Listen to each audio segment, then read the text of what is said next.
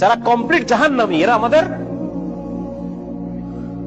মানে বিনা হিসেবে জাহান্নামী যারা, এরা আমাদের মুসলমান ছেলেদের আইকন। হ্যাঁ, মেসি কি জান্নাতি? জান্নাতে যাবে? মেসি যদি এখন এই অবস্থায় মারা যায়, তাহলে ও কিভাবে আমার আইকন হয়? আমি ওর নামের লেখা টি শার্ট পরে কিভাবে ঘুরি? তার প্রতি আমার ভালোবাসা কিভাবে জন্মায়? কিভাবে জন্মায়? আমি তো মুসলমানের সন্তান।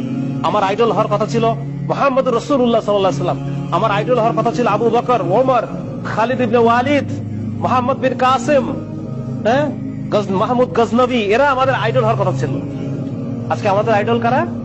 যারা বিনা হিসেবে জাহান্নামী।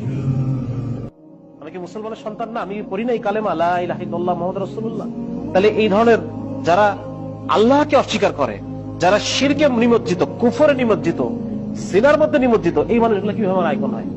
এই জন্য এইটা মনে করার কোনো কারণ নাই যে আমি এখন আমার যে যৌবন কাল, এইটা আমি যেভাবে ইচ্ছা সেভাবে চলবো, বৃদ্ধ বয়সে গিয়ে আমি ভালো হয়ে যাবো। এটা যদি আমি মনে করি, আমি অনেক বড় ভুল করলাম। আমাকে এই দুনিয়া থেকে যে কোনো সময় চলে যাওয়া লাগবে। আমি যে কোনো সময় এই দুনিয়া থেকে যে কোনো সময় চলে যাবো।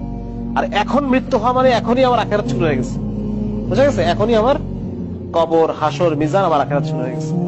যার কারণে এটা, এই ভুল থেকে আমাদের উঠতে হবে এবং মুসলিম হিসেবে আমাকে নিজেকে চিনতে হবে যে আমি সবার আগে একজন কি, সবার আগে আমি একজন মুসলমান। আমি আল্লাহ তাআলার বান্দা।